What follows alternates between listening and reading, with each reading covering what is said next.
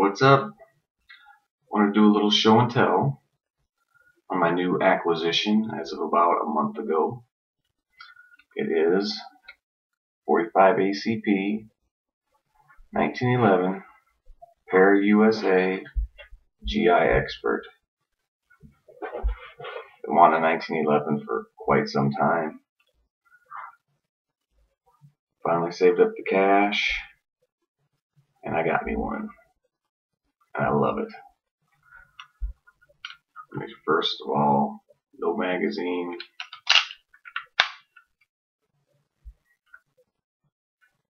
Nothing in the chamber.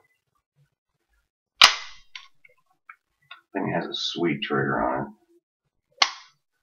Although most 1911s do. But as you can see, if any knows the GI Expert, usually it comes with the black plastic grips. Went ahead and changed those out. Wanted something a little bit fancier. Looking online, I came across these Packmeyers rosewood, the rubber fronts and sides. It's got little finger grooves on there, which I really wasn't sure I liked, but I liked the way they look. But they feel really good in the hand. I'm pretty impressed with them. And they were like 30 bucks. Also came with the standard GI style grip safety, little bob thing, I guess, for lack of, I don't know what you actually call it, other bobbed or whatever, but went ahead and got a Wilson Combat drop-in beaver tail, put that in, digging it, works well, no issues with it. Funniest thing with this thing that I just noted, well, I should notice, I got about 150 rounds through it. I was at the range and I kept shooting low and to the left, low and to the left, low and to the left. Great grooves, but low and to the left. I was looking at the sights and the front sight post is dead center of the barrel, the gun. Rear sight's dead center, perfect. I was thinking, oh, I'm just going to have to drift a little bit. And I got to looking at it the other day. And on the front sight post, you know how they have a little dimple in there where they put the paint for the three dots, for the dots. Just got to looking at it. I know I'm not going to be able to show it to you very well, or you won't be able to see what I'm talking about. It's actually not too bad. If you look at that white dot isn't centered. The hole itself in the front sight's not even centered. It's off to the side. It's almost, I can't believe that they didn't actually go through the side of it when they put the little dimple or drill or whatever they did.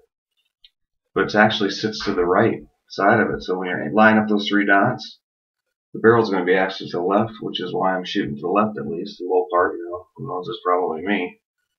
But it's not like terribly low. It's just, it's still going to kill the bad guy. I looked at that and I was just like, wow, that's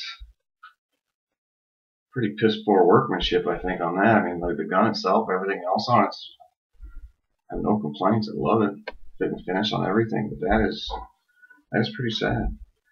So I think I'm going to have to call Para, see if they can send me a new sight. I could always drift it just to make it so the dot lines up, but it's a freaking new gun. I'm not going to do that. They'll make it right, I'm sure. But other than that, I've had no issues to it. I did have a couple, like I said, I got about 150 rounds through it. I did have a couple failure to feeds, but I think that was down to one magazine. It comes with two magazines. One of them was the one that was giving me the failure feeds, and it wasn't all the time. It was kind of sporadic. It seemed like usually it was like on the first round when you load the mag, it's something that would have an issue. So I'll probably get some Chip McCormick's. Here, those are good, or Wilson Combats or something. It's an A+1. I love it. It's absolutely just, you just can't beat a 45. I'm telling you. I've had a 9mm for a couple years now, and that's my everyday carry, a Smith & Wesson MNP9 compact. Love it. Great gun. And, my dad has a Kimber Pro Carry 2, and I was shooting that with him and out the range, and I was just freaking lighting it up. I couldn't miss with that thing.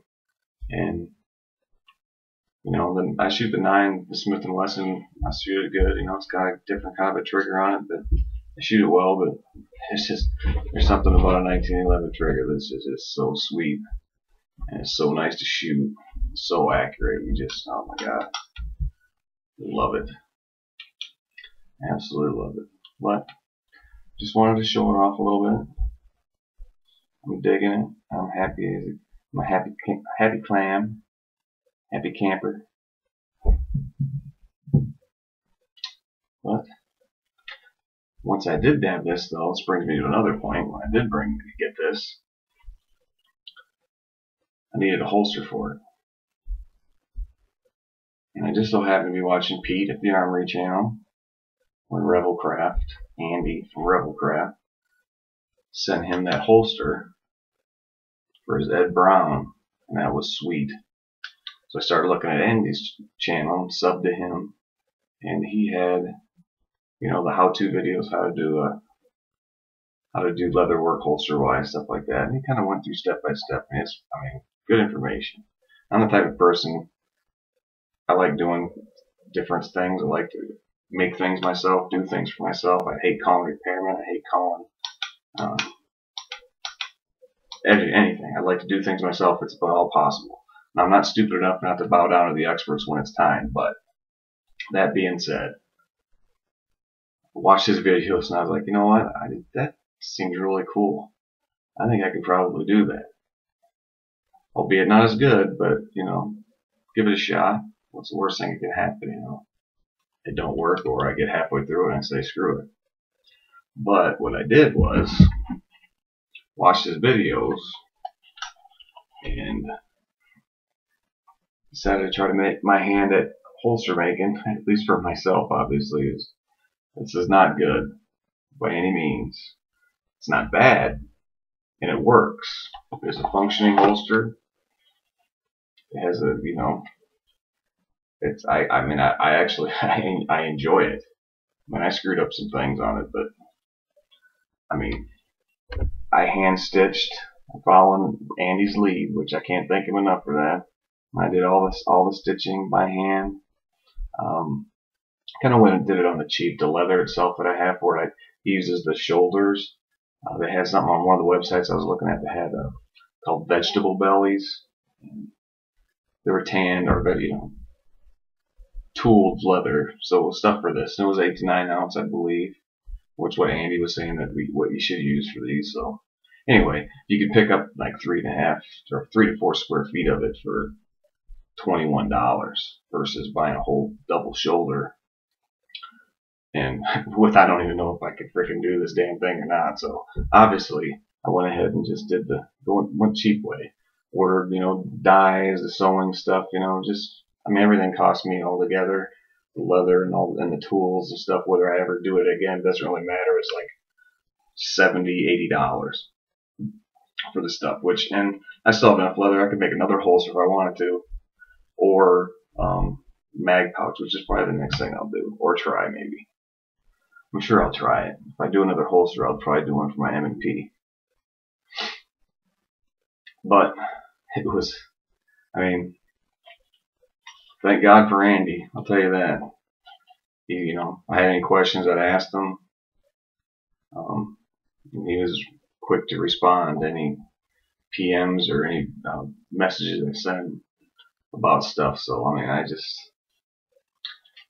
wanted to do a little thank you to him. And, you know, like I said, it's not pretty, but it works. And by God, I did it, so I know I can do it. So it was a neat experience.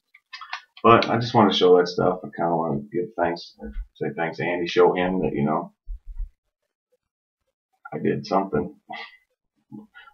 What that something actually is, I don't know, but I did make a functioning holster for my new 1911.